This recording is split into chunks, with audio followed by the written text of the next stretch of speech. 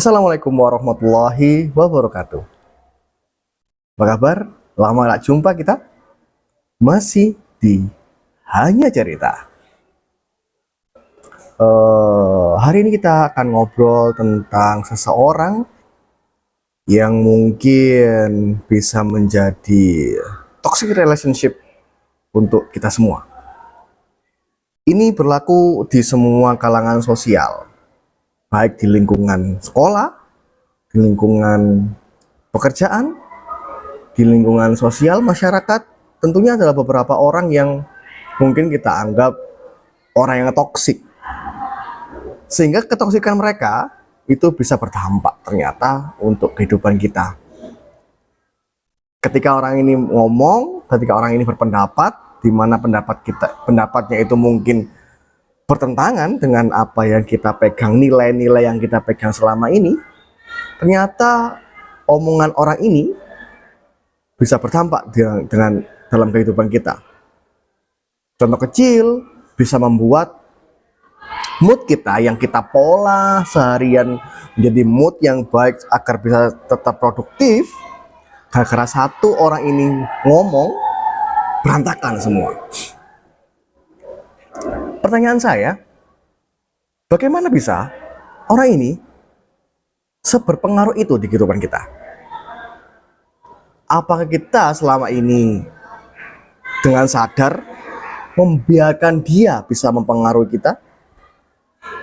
Ataukah selama ini secara sadar kita mempersilahkan agar orang ini bisa masuk, agar menjadi salah satu orang yang berpengaruh di kehidupan kita?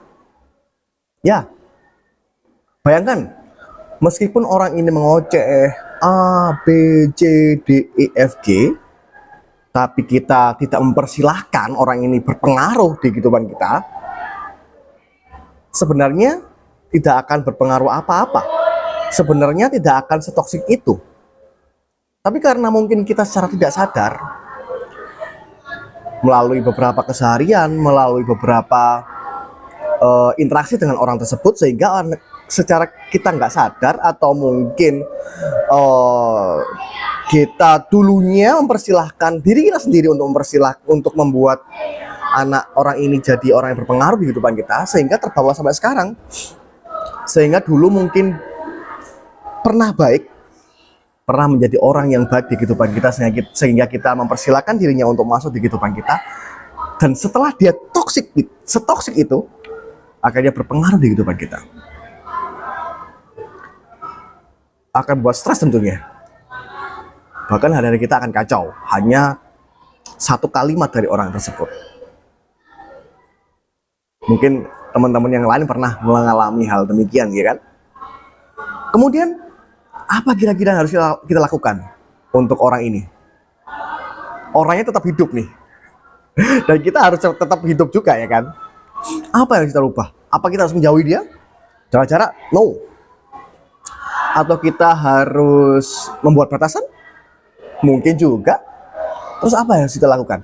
Yang paling utama menurut saya, yang ini sedang saya lakukan, ada berusaha mengeluarkan orang ini dari pikiran saya, sehingga orang ini nggak seberpengaruh itu di kehidupan saya. Iya nggak sih?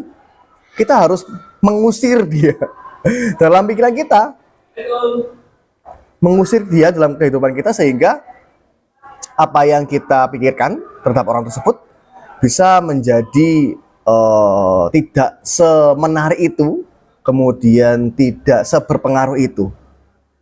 Jadi kita bisa mulai berfilter ulang nih tentang apa yang dia omongkan dan apa yang dia lakukan, sehingga tidak seberpengaruh itu dalam kehidupan kita. Itu yang pertama harus kita lakukan nih. Jadi kita harus mengeluarkan dulu orang ini dalam kotak kita, gitu.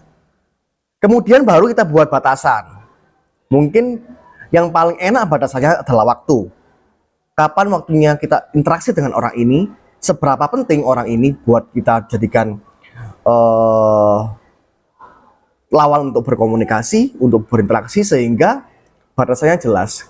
Kemudian kita tentunya mempunyai yang namanya media sosial atau mungkin gadget yang saat ini bisa menjadi media komunikasi dengan orang lain. Khusus orang ini batasi.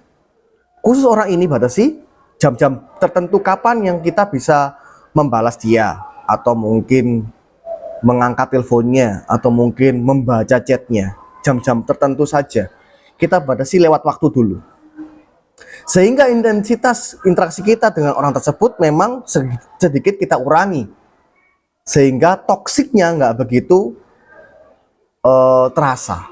Ingat, kita nggak bisa mengubah orang itu menjadi tidak toksik lagi. Kita nggak bisa kontrol, itu di luar batasan kita. Namun kita bisa membatasi diri kita untuk memilah dan memilih mana yang perlu kita masukkan dalam kehidupan kita, mana yang kita sadarkan untuk mempersilahkan dia masuk dalam kehidupan kita, dan mana yang tidak. Ini, jadi jangan over diterima semuanya.